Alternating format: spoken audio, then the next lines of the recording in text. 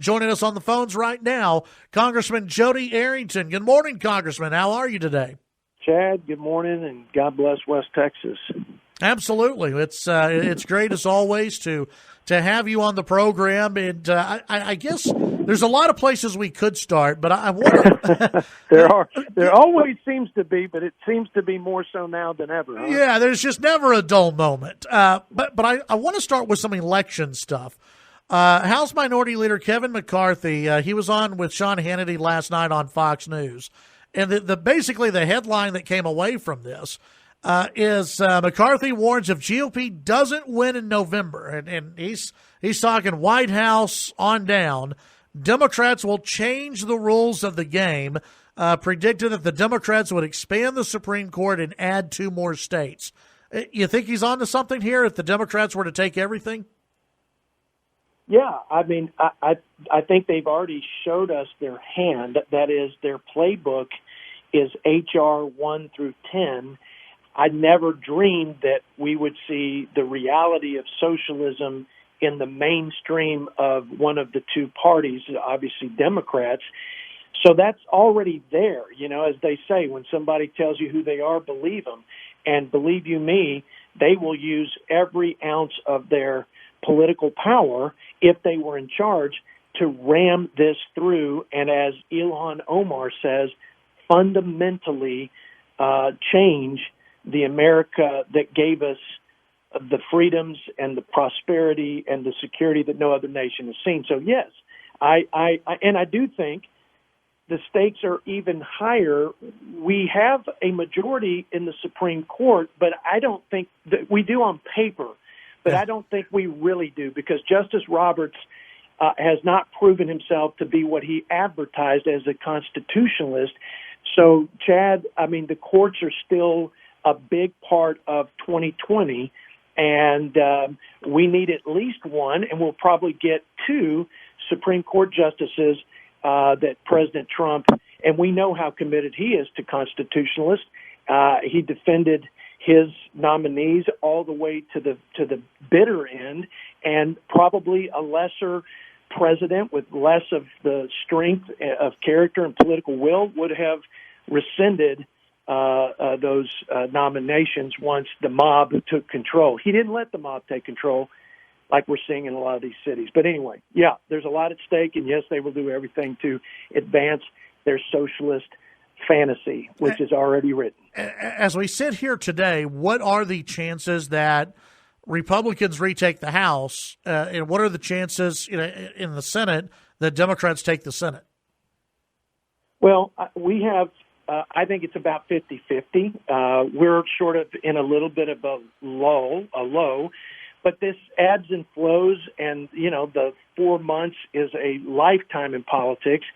And I just think that you've got a couple of bellwethers. You've got the Fort Bend County State House seat that every presidential Democrat nominee went to campaign, and Republicans won it handily. And that was in a competitive district where there are lots of even congressional competitive districts or seats in play. You've got Mike Garcia, so that's the first Democrat seat that's flipped to Republican in over 20 years, and that was done definitively and decisively. We've won the last 9 races. We've won the last 3 special elections. So don't let some of these polls get people too discouraged. I think the electorate, I always believed in the people and their common sense and good judgment. They're watching our cities burn. They're seeing this radical socialist agenda. They watch the obstructionism of Nancy Pelosi, and they see the results of the president's agenda. Whether they like him or his style or not, they love the prosperity that he's given us through America First trade deals, tax reforms, etc. So we just have to put the best players on the field, and we have them. We have to have the resources, and we always get outspent by Democrats, but we're so much further along now than we were in 2018 in the midterms. So we're in a good, and we've got a message, and we can't be bashful, and we can't be timid, and we can't be intimidated by the leftist mobs. We have to get out and contrast their vision of America, which is dark and destructive, with our vision, which is the blessing of liberty for the next generation and all that comes with that. Visiting with Congressman Jodey Arrington here on the Chad Hasty Show. Congressman, we're through the primaries now, finally, here in Texas, and we look ahead towards the general election. And, you know, for you, let's say President Trump wins re-election. It's a great year for Republicans. What are your goals, moving, after this election? Well, I think we've made some great gains, primarily because of President Trump's dogged commitment on border security. But we've got a lot more work to do, and I think there's an opportunity, a real opportunity. I think the DACA piece is what the Democrats are leading with. Obviously, I'm leading with securing the border and stopping illegal immigration. We were close to doing something when we had the majority, so that's an area that we've got to do once and for all. There's a lot more trade opportunities for fairness and reciprocal trade for America. We did that with USMCA. The president did it with China.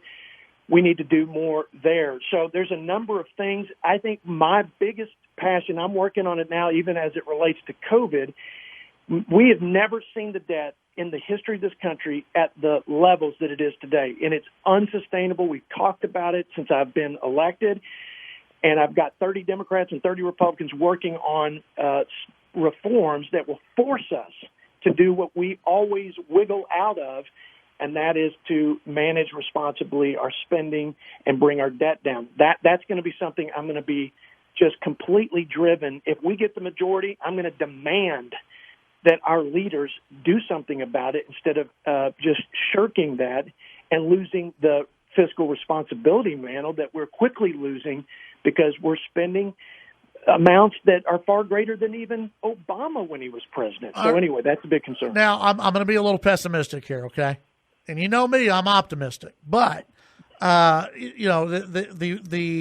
thing that I'm sure a lot of listeners hear is, we want to tackle the debt. We want to get, spending under control. Republicans did have control of everything, there under President Trump, at least for a little bit. And even the president wasn't concerned with spending money, and he wasn't concerned about the deficit.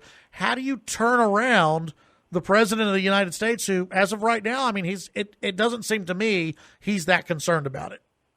Okay, here's my hope springs eternal perspective. Number one, I've had conversations personally with the president on this. I think his focus was what he campaigned on in his first term, and you got to give credit to him. He did everything he said he would do, and he didn't make debt and deficit spending his campaign promise. But he will do something about it in the second term. He's given me personally that commitment, and I believe him. And the other piece of it is we were very close. I was on budget. We had the deepest cuts to mandatory spending, which is really driving our debts, these entitlement programs, and we couldn't get it through the Senate. The Senate Republicans wouldn't do it, and all we needed was a simple majority over there. Yeah. We did that twice, and the Senate failed. But, again, we just got to keep coming after it. We can't give up because this is the greatest long-term threat to this country, in my opinion, no doubt, the longest-term threat. And I'll give you credit. You were talking about this during your first election. That you were concerned about the deficit and spending going on in D.C. But like you said, it takes everybody, at least everybody's got to get on board if it's going to be tackled. We're gonna do a longer segment here. I know you've got another thing coming up here in just a little bit, Congressman. I'm with you. I'll stay with you. So we'll keep you on for a little bit longer here. When it comes to spending, there's the talk about another stimulus. I know you've said many times that you're very weary of sending out more checks and doing another stimulus. The president looks like he's on board. I know there's different talk about, and there's going to be debate over, the threshold money-wise. The president still wants that payroll tax cut. In the past, you've said you're for that. How long would you be in favor of a payroll tax holiday if that were to happen? And is that something that's really being considered by your colleagues? Well, any reduction in payroll taxes would be a stimulus to small businesses.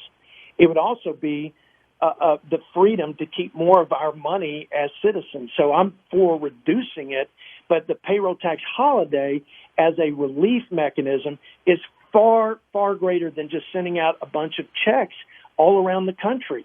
This is the right way, in my opinion, to provide the relief and stimulate a quicker recovery, which is what we have to do. And by the way, if we're talking about election politics, I think you get Joe Biden on the stage in a debate and you have the V curve, which we're seeing in spite of policies like paying people more to be on unemployment than on the payroll.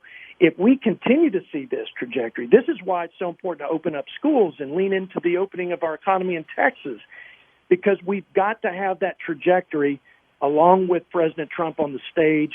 And I think those are the keys. But, yeah, I think the payroll tax and other tax incentives are a better way to encourage and stimulate our recovery. How long would you, I guess, optimally like to see the payroll tax cut? Well, I'd like to reduce it permanently, but Yeah. I don't think you're going to eliminate it permanently. So I think we should do it for at least through the rest of this year, if not for the following year or some months into next year. And then I'm leading legislation to do more permanent fixes like 100% full expensing immediately and make that permanent, along with individual cuts made permanent, estate tax made permanent. There's an opportunity now with COVID and our recovery to actually cut some of the bureaucracy, red tape, regulations, leverage technology like we're doing with telemedicine, telehealth, and put a pro-growth tax system in place, even more so than the Tax Cuts and Jobs Act, and really rev this engine and go beyond pre-COVID in our growth. That's the vision. And so there's a number of things, but I just mentioned a few here. Yeah. Congressman, before we let you go, you brought up, kids going back to school. Obviously, the White House wants kids to go back to school. Is this a in-person or, online and in-person? How would you like to see schools operate, with coronavirus going on? Well, first of all, I don't want the federal government involved in making any edicts or mandates, and as long as President Trump's here, we won't have that. That's a good thing. States and local school districts ought to dictate or determine their reopening plans, but it will be very destructive to kids if they're not back in school. And for all the reasons I'm sure you've talked about and had folks talk about on your show, it's not just the intellectual piece of it. It's emotional, it's physical. So they need that. They need that structure, and we need to get them back. So I would say one thing we can do, though, from a federal perspective, and don't get me wrong, I don't like all these monies and all these grant programs that we've got up here, but if we've got monies, we ought to say, listen, you won't get these grants except as a percentage of you reopening and having kids physically there. That, to me, makes sense. To me, it's fair.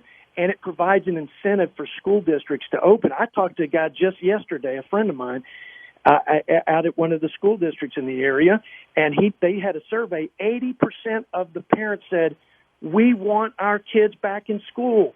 So hopefully the local community, the citizens, will prevail on our local leaders and our state leaders to allow for that, because I think it's important for all the reasons I mentioned. Very good. Congressman, as always, appreciate your time, and we will visit with you here in the next few weeks. Always good to be with you. God bless, and go West Texas. All right. Congressman Jodey Arrington, thank you for your time.